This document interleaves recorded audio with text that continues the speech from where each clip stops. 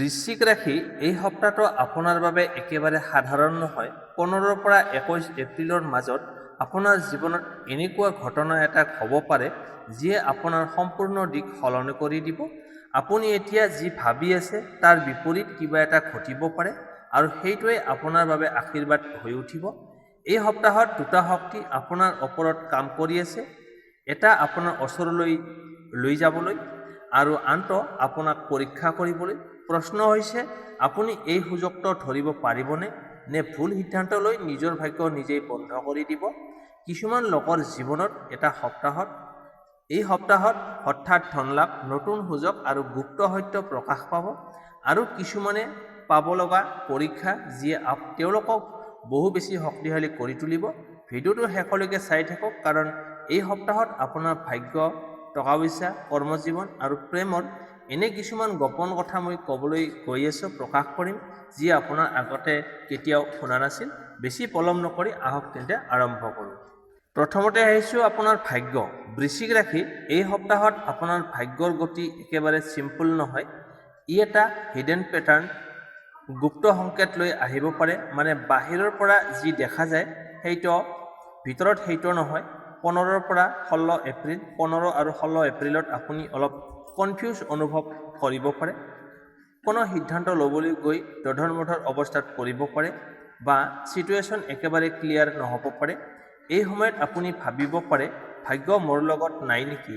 কিন্তু বাস্তৱত এইটো হৈছে প্ৰিপেৰেশ্যন ফেজ। 17 এপ্ৰিলৰ পৰা এনাৰ্জি সম্পূৰ্ণ চেঞ্জ হ'ব। আপোনাৰ ভাগ্য লাহে লাহে এক্টিভ হ'ব আৰম্ভ কৰিব।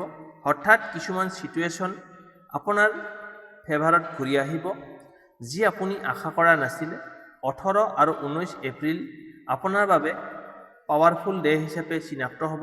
এই দিনবোৰত আপুনি যি কাম আৰম্ভ কৰিব তাৰ ফল বহুত পজিটিভ হ'ব পাৰে। কোনো important decision, job change, meeting বা ইনভেষ্টমেণ্ট এই সময়ত কৰিলে ছাকচেছ ৰেট বেছি থাকিব।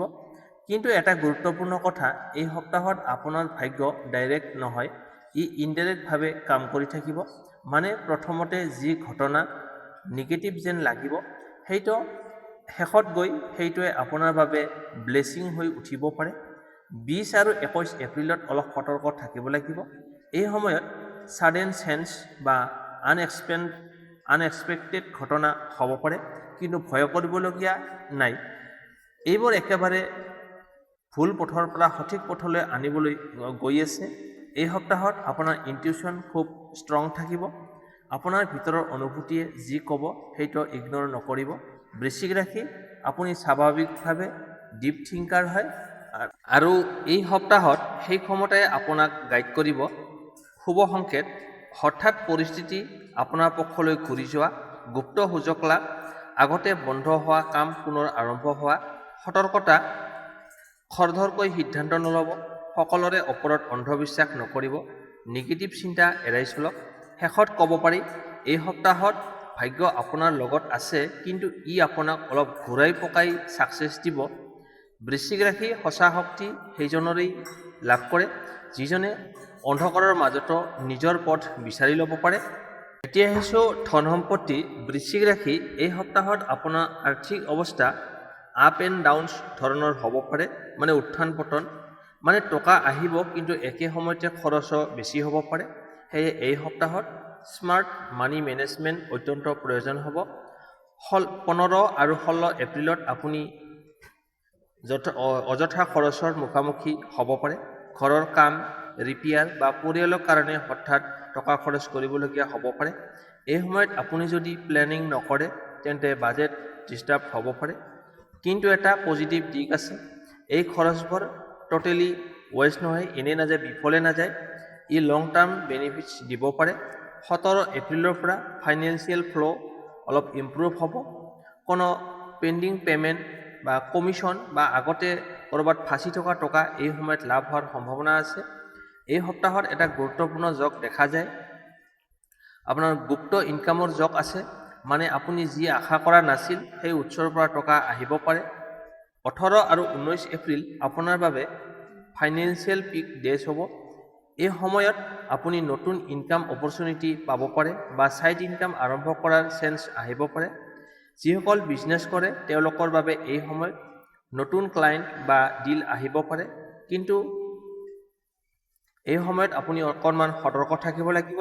এই সপ্তাহত এটা ডাঙৰ সতৰ্কতা আছে, মানে আপুনি সহজে লাভ পোৱাৰ আশাত ৰিস্ক ল'ব পাৰে, কিন্তু এইটো আপোনাৰ বাবে ক্ষতিকাৰক হ'ব পাৰে।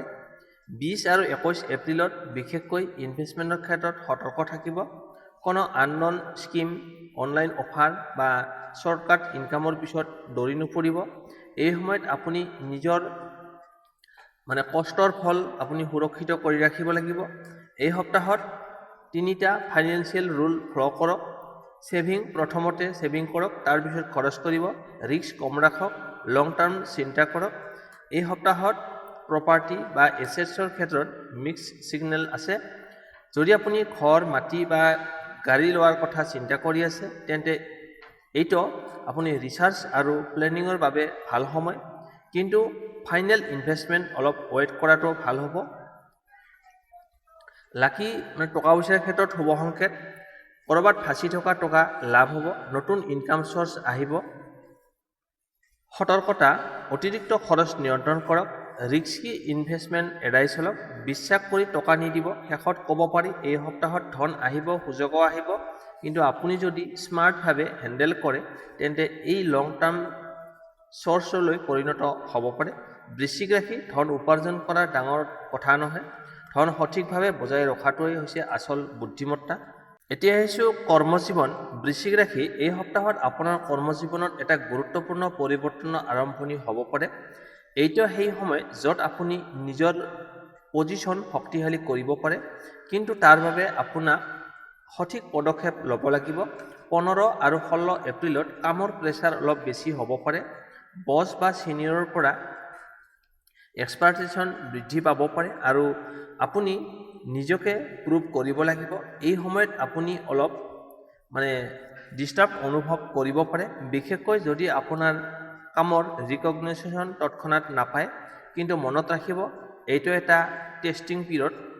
17 এপ্ৰিলৰ পৰা এনাৰ্জি আপোনাৰ চেঞ্জ হ'ব আৰম্ভ কৰিব, আপোনাৰ হাৰ্ড ৱৰ্ক লাহে লাহে নটিচ হ'ব। কোনো ছিনিয়ৰ ব্যক্তিৰ আপোনাৰ নজৰ আপোনাৰ ওপৰত আহিব পাৰে। এই সপ্তাহত এটা গুৰুত্বপূৰ্ণ যোগ আছে, চাইলেণ্ট প্ৰচেছ যোগ, মানে বাহিৰৰ পৰা বেছি চেঞ্জ দেখা নাযাব, কিন্তু ভিতৰত আপোনাৰ গ্ৰথ বহুতো দ্ৰুত গতিত গৈ থাকিব। 18 আৰু 19 এপ্ৰিল আপোনাৰ বাবে কেৰিয়াৰ পিক ডেজ হিচাপে পৰিগণিত হ'ব। এই সময়ত আপুনি যি কাম কৰিব সেইটো এপ্ৰেকশ্যন আৰু ৰিজাল্ট লৈ আহিব। ইণ্টাৰভিউ বা প্ৰেজেণ্টেশ্যন বা ইম্পৰ্টেণ্ট মিটিঙত থাকিলে এই দিনবোৰ আপোনাৰ বাবে বেষ্ট হ'ব। যিসকল চাকৰি সলনি কৰাৰ কথা ভাবি আছে তেওঁলোকৰ বাবে এই সপ্তাহত নতুন সুযোগ আহিব পাৰে, কিন্তু ডিচিশ্যন লোৱাৰ আগতে সকলো দিশ ভালদৰে চাব লাগিব। 20 আৰু 21 এপ্ৰিলত অলপ সতৰ্ক থাকিব লাগিব। চেলেঞ্জ বা টিম মেম্বাৰৰ লগত মিছ আণ্ডাৰষ্টেণ্ডিং হ'ব পাৰে, কোনো কথা ভুলভাৱে বুজা বা কমিউনিকেশ্যনৰ গেপ থকাৰ বাবে হ'ব পাৰে, আপোনাৰ কামত বাধা সৃষ্টি কৰিব পাৰে। এই সময়ত আপুনি কাৰ্ম বা প্ৰফেশ্যনেল হৈ থাকিব লাগিব। ডাইৰেক্ট ৰিয়েকশ্যন নিদি আপুনি ছিটুৱেশ্যন হেণ্ডেল কৰিলে আপুনি সহজে সমস্যাৰ পৰা ওলাই যাব পাৰিব।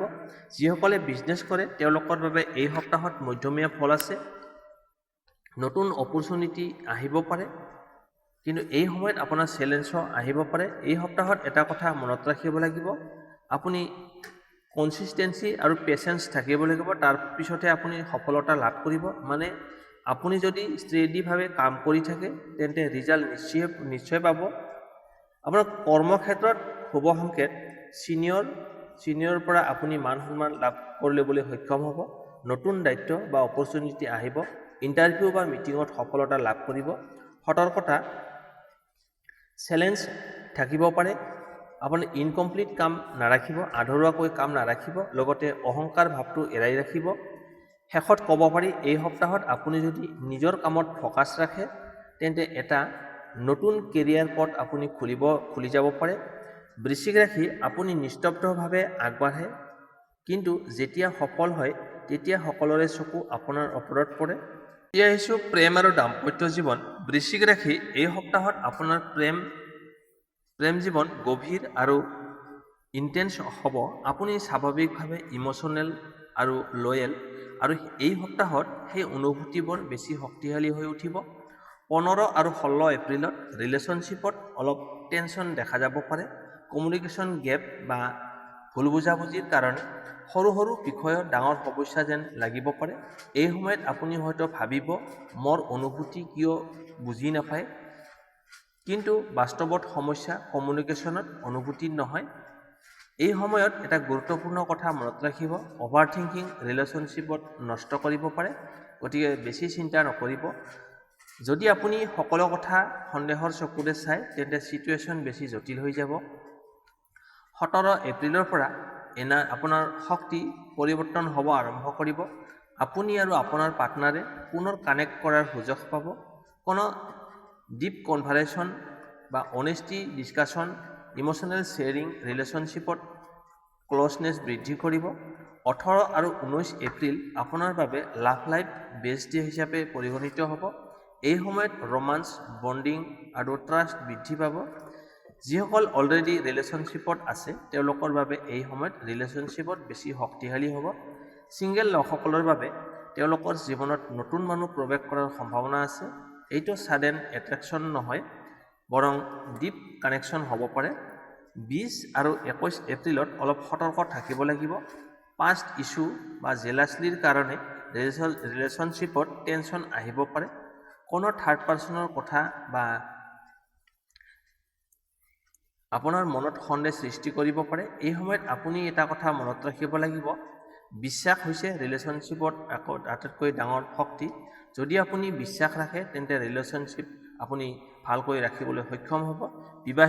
বিবাহিতসকলৰ বাবে তেওঁলোকৰ বাবে এই সপ্তাহত মধ্যমীয়া ফল দিব। কেতিয়াবা ক্ল'জনেছ বা ভুল বুজাবুজি বৃদ্ধি পাব, আৰু কেতিয়াবা সৰু বিষয়ক লৈ এগ্ৰিমেণ্ট হ'ব পাৰে।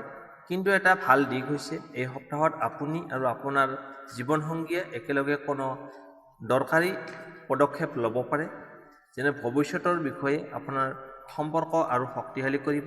এই সপ্তাহত আপোনাৰ বাবে এটা অধ্যায় আছে, কণ্ট্ৰল নহয় কেয়াৰ দেখুৱাওক।